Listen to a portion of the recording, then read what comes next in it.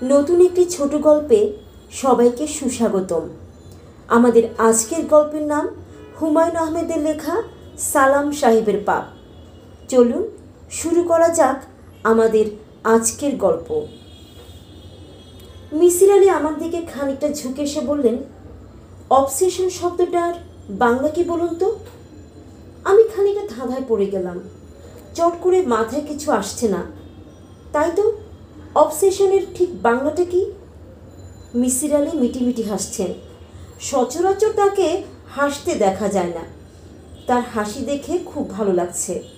বেচারা দীর্ঘদিন রোগ ভোগ করে কাহিল হয়ে আছেন। 15 দিন পর গতকাল প্রথম শিং মাছের ঝোল দিয়ে ভাত খেলেন। আমি গিয়েছি রোগী দেখতে। মিসির আলী আবার বললেন, অবসেশনের বাংলা বলতে পারছেন না তাই না? আমি বললাম, মাথায় আসছে, মুখে আসছে না। মিসির আলী বললেন, ইংরেজি অনেক শব্দ আছে যার ঠিক বাংলা নেই, আবার অনেক বাংলা শব্দ আছে যার ইংরেজি হয় না। যেমন অভিমান। অভিমানের ইংরেজি বলতে পারবেন? আমি বললাম, ভাষাতত্ত্ব থাকুক, আপনার শরীর কেমন বলুন। মিসির আলী বললেন, শরীর সেরে গেছে, এই জন্য মনটা সামান্য খারাপ। শরীর সারায় মন খারাপ কেন? মিসির আলী বললেন, শরীর যখন খুব খারাপ থাকে তখন মনের অবস্থার কিছু পরিবর্তন হয়, ঘোর লাগা একটা ভাব তৈরি হয়। এই অবস্থাটা আমার পছন্দের। ঘোর লাগা অবস্থায় কোনো কিছু ভাবতে ভালো লাগে। আমি বললাম, চেষ্টা করুন আমার যেন অসুখে পড়তে পারেন। শীতের সময় আছে, ধানমন্ডি লেকে নোংরা পানিতে ডুব দিয়ে এলে কেমন হয়? খারাপ হয় না, চলুন যাই। মিসির আলী খাট থেকে নেমে গেলেন। আমি আটকে উঠলাম, উনি কি সত্যি লেকে গোসল করার কথা ভাবছেন? মিসির আলী জাতীয় মানুষরা উদ্ভট কর্মকাণ্ড পছন্দ করে। আমি বললাম, যাচ্ছেন কোথায়? মিসির আলী বললেন, আপনাকে একজন মানুষের ছবি দেখাবো। আমি স্বস্তির নিঃশ্বাস ফেললাম। মিসির আলী বললেন, আপনি কি ভেবেছিলেন লেকে গোসল করার জন্য টাওয়েল আনতে যাচ্ছি? আপনাকে দ্রুত খাট থেকে নামতে দেখে সেরকমই ভেবেছি। আমি খুবই সাধারণ মানুষ, অ্যাকসেন্ট্রিক কেউ না। আমি একজন অ্যাকসেন্ট্রিক মানুষের ছবি আপনাকে দেখাবো। ভালো কথা, অ্যাকসেন্ট্রিক শব্দটার বাংলা বলুন তো। আমার হাতে একজন বুড়ো মানুষের সাদা কালো ছবি। মাথা ভর্তি আইনস্টাইনের মতো চুল, সব চুল সাদা, বড় বড় চোখ। তিনি ভুরু কুঁচকে তাকিয়ে আছেন। মিসির আলী বললেন, ছবি দেখে লোকটাকে কেমন মনে হচ্ছে? ভালো মানুষ মনে হচ্ছে। ভালো মানুষ মনে হচ্ছে কেন? চোখ বড় সেজন্য? সরু চোখের মানুষরা ভালো হয় না? সব জাপানি কি খারাপ? আমি বললাম, আপনার সঙ্গে কুটতর্কে যেতে চাচ্ছি না, কি বলবেন বলুন। মিসির আলী বললেন, ভদ্রলোকের নাম মোহাম্মদ সালাম, কৃষি ব্যাংকে কাজ করতেন, এখন রিটায়ার করেছেন। অতি ভালো মানুষ, 2 ছেলে 1 মেয়ে এবং স্ত্রী নিয়ে সুখী সংসার। তার বড় ছেলেটি ভালো রবীন্দ্রসঙ্গীত গায়। তাহলে ভদ্রলোকের ছবি নিয়ে ঘুরছেন কেন? একটু আগে অবসেশন শব্দটা নিয়ে কথা বললাম না, ওই ভদ্রলোকের একটা ভয়াবহ অবসেশন আছে। যখন আমি অসুখে পড়েছিলাম তখন ভদ্রলোকের অবসেশনটা নিয়েই ভেবেছি।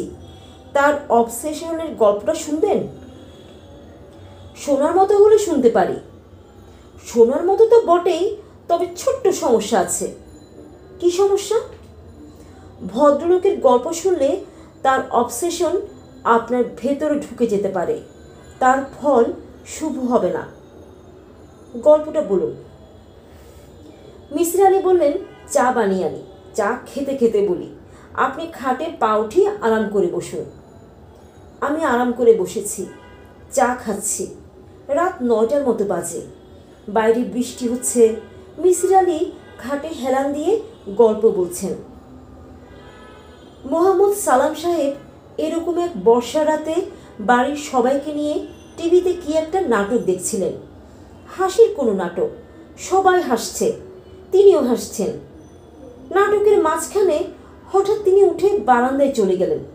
বেশ কিছুক্ষণ হলো ফিরছেন না। তার স্ত্রী, উনার নাম মহল, স্বামীর সন্ধানে বারান্দায় এসে দেখেন ভদ্রলোক বেতের চেয়ারে পাথরের মূর্তির মতো বসে আছেন।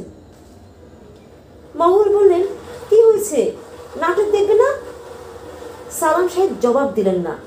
তার চোখ চকচক করছে। মহল বিস্মিত হয়ে বললেন, কাঁদছো নাকি? সালাম সাহেব চাপা গলায় বললেন, মহল, আমি আমার জীবনে ভয়ঙ্কর একটা অপরাধ করেছি। অপরাধের প্রায়শ্চিত্ত করা দরকার।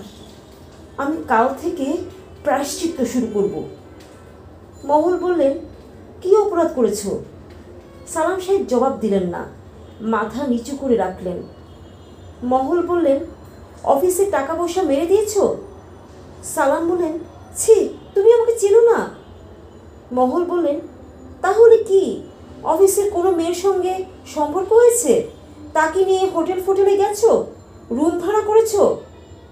সালাম বললেন, ছি ছি। মহল স্বস্তি নিঃশ্বাস ফেলে বললেন, তাহলে উঠে আসো। সালাম বললেন, না। মহল বললেন, নাটক না দেখলে ভাত খেতে আসো, ঝিম ধরে বসে থাকবে না। সালাম সাহেব উঠে গেলেন। স্বাভাবিকভাবে ভাত খেলেন, জর্দা দিয়ে পান খেলেন, দিনের শেষ সিগারেট খেয়ে ঘুমোতে গেলেন। মাঝরাতে মহলের ঘুম ভেঙে গেল। তিনি অবাক হয়ে দেখলেন সালাম শোবার ঘরের কাঠের চেয়ারে জবুথবু হয়ে বসে আছেন। মহল বললেন, এই, কি হয়েছে? সালাম বললেন, কিছু না। চেয়ারে বসে আছো কেন? ঘুম আসছে না। ঘুম আসছে না কেন? পাপটা মাথায় ঘুরছে। ভয়ঙ্কর একটা পাপ করেছি মহল। মহল বললেন, খুন করেছো কাউকে? সালাম বিস্মিত হয়ে বললেন, আমি খুন করব মানে? কাকে খুন করব? মহল বললেন, পাপটা তাহলে কি বলো আমাকে। সালাম মাথা নিচু করে রইলেন, কিছু বললেন না। মহল বললেন, ঘুমের ওষুধ দেই, খেয়ে ঘুমাও। সালাম বললেন, দাও। তিনি 2টা ঘুমের ট্যাবলেট খেয়েও সারা রাত জেগে বসে রইলেন। তার সমস্যা সে রাত থেকে শুরু হলো। চাকরি শেষ হবার আগেই রিটায়ারমেন্টে চলে গেলেন। আলাদা ঘরে বাস করতে লাগলেন। সারা দিন একা থাকেন, কারোর সঙ্গে কথা বলেন না, রাতে ঘুমান না। তাকে বড় বড় সাইকিয়াট্রিস্ট দেখানো হলো। সাইকিয়াট্রিস্টরা রোগ ধরতে পারলেন। রোগের নাম অ্যাকিউট অবসেশন। কোনো একটা বিষয় মাথার ভেতর গভীরভাবে গেঁথে গেছে। এই রোগ সারাতে হলে পাপটা কি তা জানতে হবে। সালাম সাহেব এই বিষয়ে কিছুই বলবেন না। তার স্ত্রী নানানভাবে চেষ্টা করলেন, যেমন, মহল, শোনো, তুমি কি বাসার কাজে মেয়ের সঙ্গে কিছু করেছো? করে থাকলে বলো, আমি কিছুই মনে করব না। সালাম, ছি মহল, ছি, আমি কি এত ছোট? মহল, অফিসের গাড়ি নিয়ে আসার সময় গাড়ির ড্রাইভার কাউকে চাপা দিয়ে মেরে ফেলেছে? না। মহল, আচ্ছা শোনো, তুমি কি সমকামী? এই নিয়ে কোনো সমস্যা? সালাম, মহল, তুমি আমাকে নিয়ে এত নোংরা চিন্তা কিভাবে করছো? এই পর্যায়ে সালাম সাহেবের স্ত্রী আমার কাছে কেঁদে পড়লেন। তার ধারণা আমি কথা বললেই সব ঠিক হয়ে যাবে।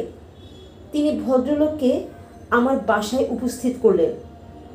সুস্থ স্বাভাবিক মানুষ, সাধারণ কথাবার্তা। আমি তাকে চা খেতে দিলাম। তিনি আগ্রহ নিয়ে চা খেলেন। আমি বললাম, ভাই, পাপের ডেফিনেশন কি? কোনটাকে আপনি পাপ ভাবেন? তিনি বললেন, যেটা ইমোরাল সেটাই পাপ।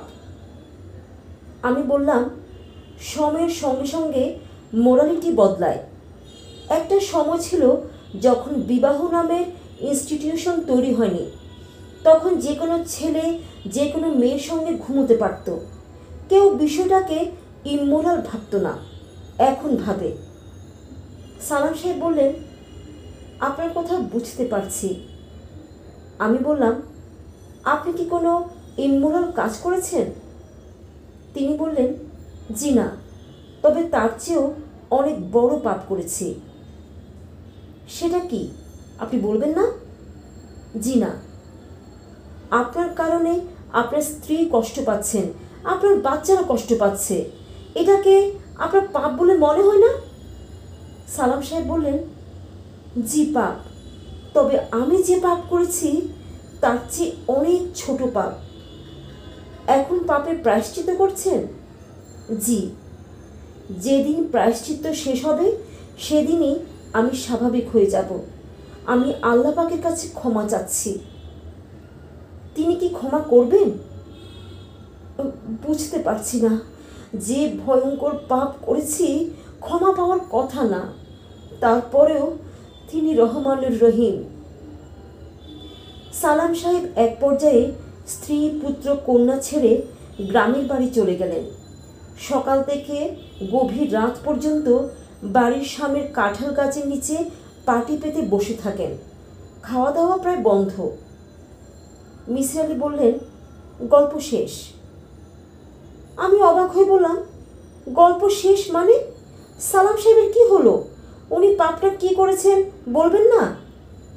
মিসির আলি হাই তুলতে তুলতে বললেন, সালাম সাহেবের বিষয়ে আমি কিছু জানি না, তবে পাপটা কি সেটা মনে হয় জানি।